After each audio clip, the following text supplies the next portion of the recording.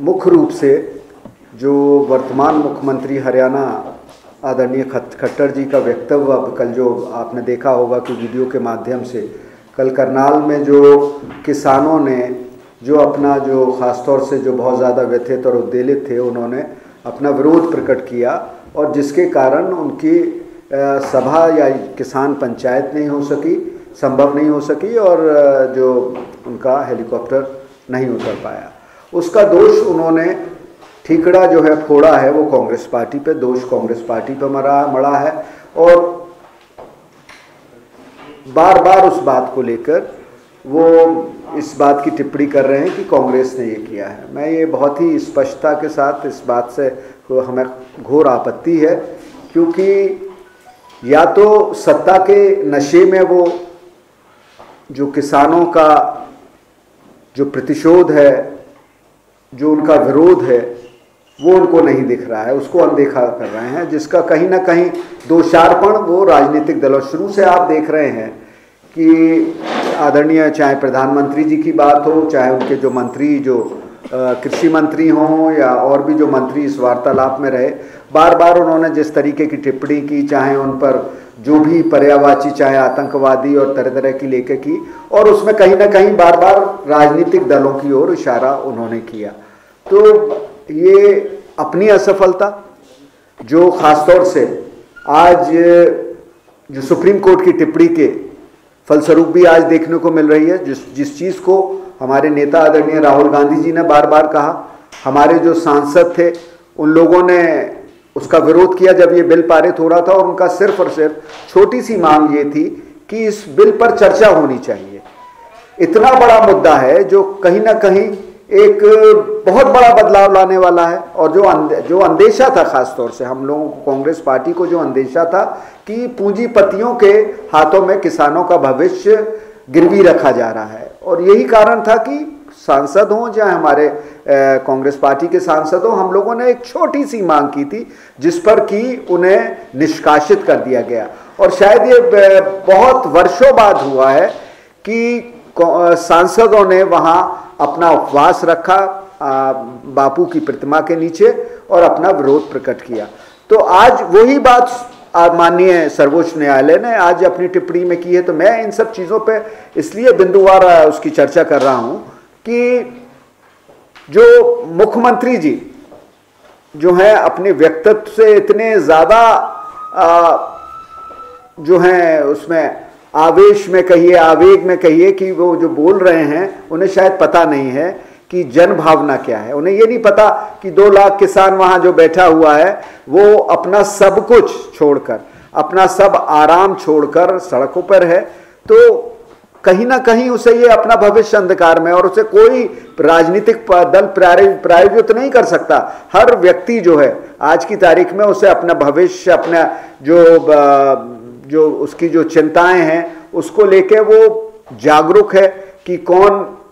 तो मेरा कहने का अभिप्राय है कि ना तो कांग्रेस पार्टी या कोई इसके पीछे है, एक जन आंदोलन है ये, और जन आंदोलन की जिसने भी बड़े से बड़े शासक हैं, जिसने भी अनदेखी की है, वो शासक सत्ता से उन्हें हटा दिया गया है।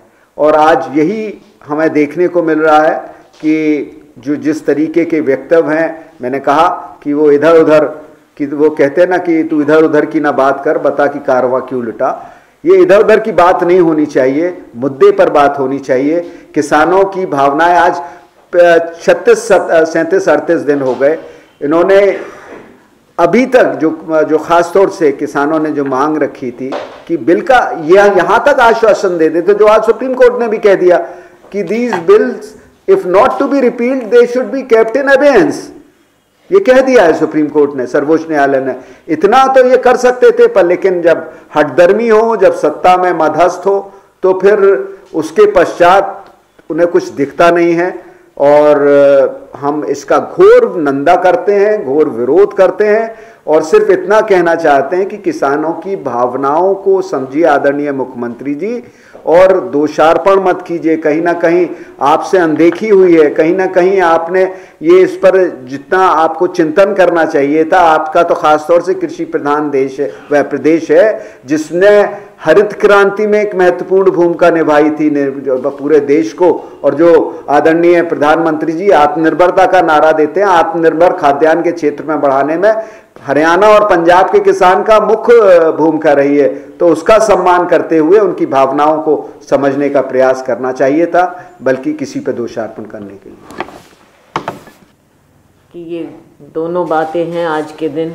एक तो जो कल हरियाणा के मुख्यमंत्री जो महापंचायत, उनकी नज़रों में जो महापंचायत कार्यक्रम करने गए और उसका क्या हश्र हुआ, और दूसरी बात आज सुप्रीम कोर्ट की जो टिप्पणी है उनके बारे में। हम हरियाणा के संदर्भ में ही बात करें तो माननीय मुख्यमंत्री जी एक बार नहीं बार बार जो बात कहते हैं कि ये कानून तो वापस नहीं होंगे, यही इनका राजहट है जो इस पूरी स्थिति को इस मकाम पर ले आया है। चाहे इनकी केंद्र की सरकार हो, माननीय प्रधानमंत्री जी हो, या राज्य सरकार हो और माननीय मुख्यमंत्री जी हो, इनका एक ही रवैया है, दोगली बात करना, एक और दिखावा करना, ढोंग करना कि किसानों से बातचीत की जा रही है, और दूसरी ओर अड़ियल रवैया कि हम झुकेंगे नहीं, हम ये कानून वापस नहीं करेंगे। अब ऐसी स्थिति में जब सारा किसान सड़कों पर है, महिलाएं, बच्चे, बुजुर्ग, ऐसे समय में इनका यह ऐलान कि हम जाकर महापंचायत करेंगे। कल जो इनकी फजीती हुई है मुख्यमंत्री जी की, उन्हीं के गृह जिले में, जब आपको लोगों का विश्वास नहीं प्राप्त है तो आप प्रदेश के सामने क्या दिखाना चाहेंगे? महापंचायत का ऐलान तो कर दिया, लेकिन उस पूरे क्षेत्र को आपने छावनी में बदल कर रख दिया, और उसके बावजूद जो वहां पर हुआ, ये किसी के लिए भी लोकतंत्र में कोई सुखद बात नहीं हो सकती। लेकिन मैं साथ में ये कहना चाहूंगी कि ये रास्ता कहां से आया? जब हमारे किसान दिल्ली की ओर आ रहे थे, शांतिपूर्वक, आज तक किसानों का आंदोलन शांतिपूर्वक किया गया, अमन से, चैन से। लेकिन जब किसान आ रहे थे तो उनको रोकने की कोशिश किसने की? उन पर लाठियां किसने बरसाई? उन पर वाटर कैनन किसने चिल्लाई? अश्रु गैस किसने छोड़े जगह जगह पर? ये हरियाणा ने की, हरियाणा सरकार ने की। सड़कें किसने खोदी? किसानों ने नहीं। पब्लिक प्रॉपर्टी किसानों ने, मजदूरों ने डिस्ट्रॉय नहीं की, उसको नष्ट किया सरकार ने। सड़कें, हाईवे किसने खोदे, किसने नष्ट किए? ये सरकार ने। अगर कोई एक व्यक्ति भी पब्लिक प्रॉपर्टी को हाथ लगाता है तो उसके खिलाफ केस दर्ज किए जाते हैं। जब इतनी पब्लिक प्रॉपर्टी डिस्ट्रॉय हुई तब आपने किसके खिलाफ केस दर्ज की? कुछ नहीं किया ऐसा।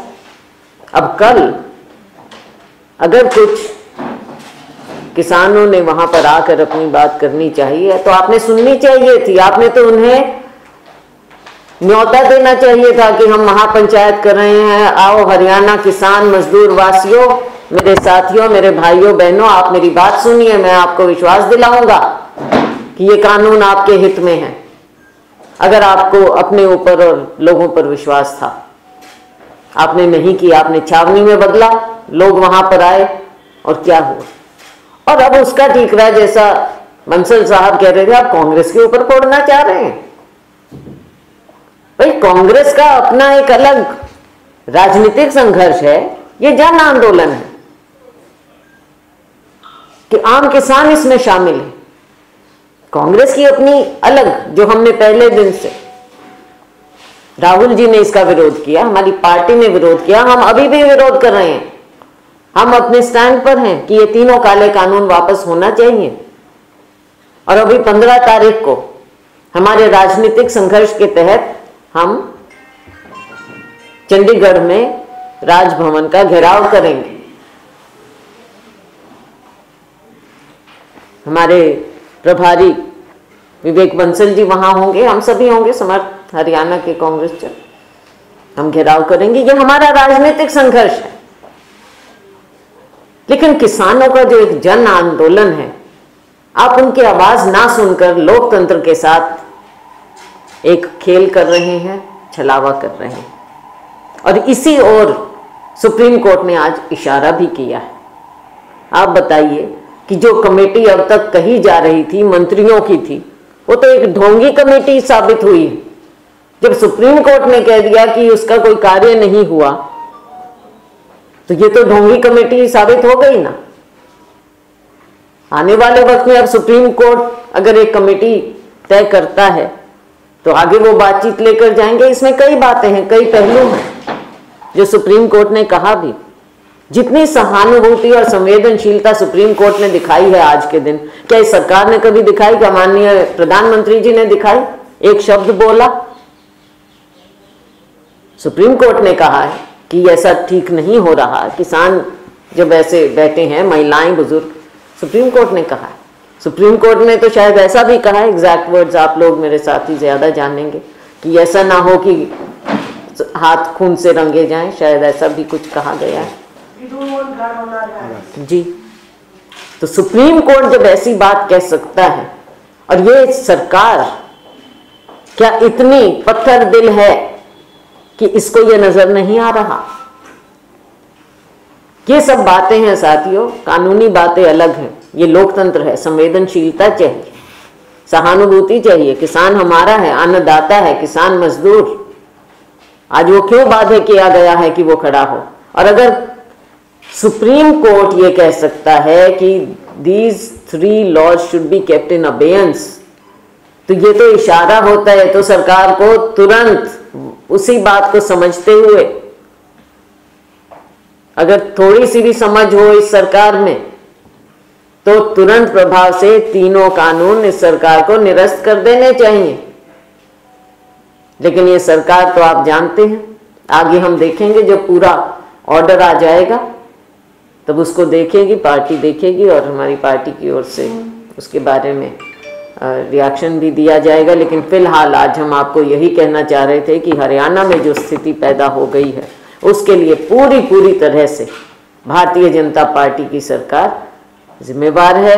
आप देखते हैं कि कभी कोई एमएलए खड़ा होकर बोलता है, चाहे सत्ता पक्ष के हों, चाहे इनको समर्थन देने वाले हों, चाहे आज़ाद जो हैं एमएलए चाहे वो हों, बार बार लोग इसके खिलाफ बोल रहे हैं।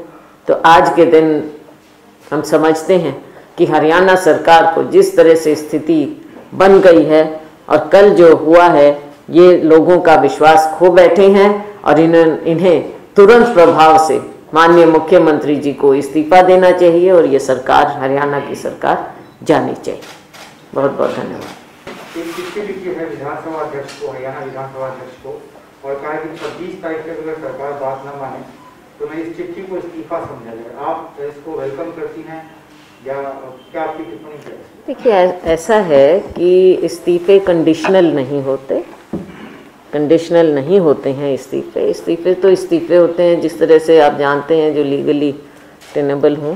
लेकिन उन्होंने एक भावना प्रकट की है, आगे अकेले वो अपनी पार्टी के हैं, वो क्या फैसला लेते हैं वो देखें। मुझे तो लगता है कि ना केवल वो, लेकिन ये भारतीय जनता पार्टी की सरकार से उन सभी लोगों को वापस आना चाहिए जो लोगों में विश्वास रखते हैं। की भी बात देखने में आ रही है, या इस तरह से हेलीपैड खोले जा रहे हैं, क्या आप इनको इस तरह की प्रदर्शन को विरोध करती हैं या आपको लगता है ऐसा नहीं होना? मैंने तो पहले कहा, अपने ओपनिंग रिमार्क्स में ही मैंने कहा कि कल जो हुआ ये बहुत एक दुखद घटना है, लेकिन इसका रास्ता तो खुद सरकार ने दिखाया है। खुद सरकार ने इस तरह के कार्य किए और दिखाया। और आपने वहाँ पर पुलिस छावनी क्यों बनाई? आपने तो सबको बुलाना चाहिए था, निमंत्रण देना चाहिए था। महापंचायत किसान का मतलब है ओपन इन्विटेशन होना चाहिए था कि किसान लोग आएँ, मेरी बात सुने, संवाद करें। इन्होंने कभी संवाद नहीं किया। हरियाणा कृषि बाहुल्य प्रदेश है, बल्कि हरियाणा के लोगों की भावना को लेकर माननीय मुख्यमंत्री जी ने केंद्र को बताना चाहिए था, यहाँ पर नेताओं को बताना चाहिए था, और बल्कि इनको तो एक हरियाणा के लोगों की भावना को समझते हुए स्पेशल सेशन बुलाकर तीनों कानूनों के खिलाफ रेजोल्यूशन पास करना चाहिए और बताएं अपने केंद्रीय सरकार को कि हरियाणा के लोग इसको बिल्कुल मान्यता नहीं दे रहे और केंद्र को दोबारा सोचना चाहिए इसके बारे में। कुछ स्वतंत्र या फिर जेजेपी के विधायक, तो कांग्रेस वहां पर एक मजबूत विकल्प दे सके ताकि सत्ता बनी रहे। देखिए, आज के दिन इस बात का कोई औचित्य नहीं है, स्थिति जब जो होती है उसको उसी समय देखा जाता है। कहा जा रहा था कि इस तरह का जो सुप्रीम कोर्ट ये स्पष्ट करे कि हम लोग ने अपनी तरफ से पूरी कोशिश की, किसान नेता जब आए तो उन्होंने मंत्रियों को की तरफ मुंह मोड़ लिया और उन्होंने आंखों में पट्टी, मतलब आंखों में हाथ और कानों में हाथ रखे रहे। इस तरह का बर्ताव उन्होंने बैठकों में किया। तो ऐसा नहीं है कि सरकार ने कोशिश नहीं की, हम लोग ने लगातार कोशिश की, पर उनका रवैया ऐसा रहा। तो इस तरह का ऑब्जर्वेशन सुप्रीम कोर्ट हटा ले, जिस पर सुप्रीम कोर्ट ने भी बोला कि अभी तो हमने सख्त ऑब्जर्वेशन दिया ही नहीं है। तो सरकार लगातार कह रही कि हमने कोशिश की अपनी तरफ से, लेकिन बात वहीं आ जाती है, जवाब वहीं से मिल जाता है कि सुप्रीम कोर्ट खुद कह रही है कि दूसरी कमेटी बनाई जाएगी, क्योंकि कहीं ना कहीं ये बात भी नजर आती है कि सुप्रीम कोर्ट को इस सरकार पर और उनकी जो सो कॉल्ड कमेटी थी उस पर विश्वास नहीं। Thank you.